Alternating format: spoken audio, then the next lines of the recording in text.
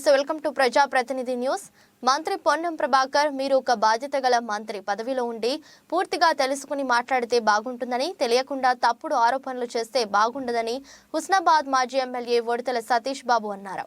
హుస్నాబాద్ పట్టణంలో ఏర్పాటు చేసిన మీడియా సమావేశంలో ఆయన మాట్లాడుతూ బోయినపల్లి వినోద్ కుమార్ తన అన్న కూతురు సరితరావు అనే యువతకి జెన్కోలో ఏఈ ఉద్యోగం ఇప్పించారని, తప్పుడు ఆరోపణలు చేయడం పద్ధతి కాదని, అసలు బోయినపల్లి వినోద్ కుమార్ గారికి అన్న లేడని, ఇక అన్న కూతురు ఎక్కడి నుంచి వస్తుందని, బోయినపల్లి అంటే ఇంటి పేరు అంటే బంధువు అయినట్టేనా అని దుయ్యబట్టారు।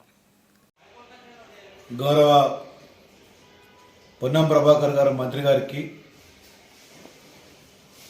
మీకు తెలియనిదేమనగా, మీరు ఇప్పుడు బాధ్యత గల పోస్టులో మీరు ఉన్నారు, ఒక మంత్రి లెక్క ఉన్నారు। ఏదన్నా మీరు స్టేట్మెంట్ ఇచ్చేటప్పుడు కానీ టీవీలో వచ్చేటప్పుడు కానీ తెలుసుకొని ఇస్తే బాగుంటుంది, అది మీకు శ్రేయస్కరంగా ఉంటుంది। ఇవాళ నేను ఇంతకుముందు టీవీలో చూశాను, బోయనపల్లి సరిత అనే అమ్మాయి వినోద్ కుమార్ గారి అన్న కూతురు, ఆమెకు ఎటువంటి ఇంటర్వ్యూ లేకుండా ఎటువంటి పరీక్ష రాయకుండా ఏఈ పోస్ట్ ఇచ్చిందని చెప్పి మీరు మాట్లాడారు। మరి విషయం మీరు కనుక్కోలేదో తెలియదు, కానీ ఒక బాధ్యత గారి వ్యక్తులకి నాకు బాధ్యత ఉన్నది, మీకు చెప్పవలసిన అవసరం నాకు ఉన్నది। వినోద్ కుమార్ గారికి అన్నలు లేరు, అన్న కూతురు అనేది ఇంకా ప్రసక్తే రాదు। రెండో విషయానికి మీరు ఇంకా నేను ఎమ్మెల్యే ఎలక్షన్లో ఉన్నా అని చెప్పి ఏది మాట్లాడినా అబద్ధం మాట్లాడితే నిజమవుతుందని చెప్పి అనుకుంటున్నారు।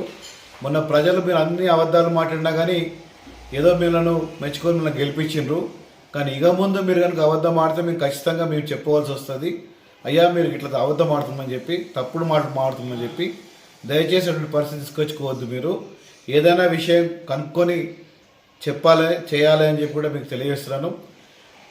మీకేమైనా కానీ ఇప్పుడు రేపు రాబోయే ఎంపీ ఎన్నికలు మాత్రమే కనబడుతున్నాయి, ఎంపీ ఎన్నికలు కూడా ఎట్లయితే ఎమ్మెల్యే ఎన్నికల్లో కూడా అబద్ధం ఆడడం, అదేవిధంగా ఇప్పుడు కూడా మాట్లాడవచ్చు అని చెప్పి మీరు అనుకుంటున్నారు, కానీ ప్రజలు గమనిస్తున్నారు, హుస్నాబాద్ నియోజకవర్గ ప్రజలు ఖచ్చితంగా గమనిస్తున్నారు మీరు ఏం మాట్లాడుతున్నారు, ఏం చేస్తున్నారు అనేది।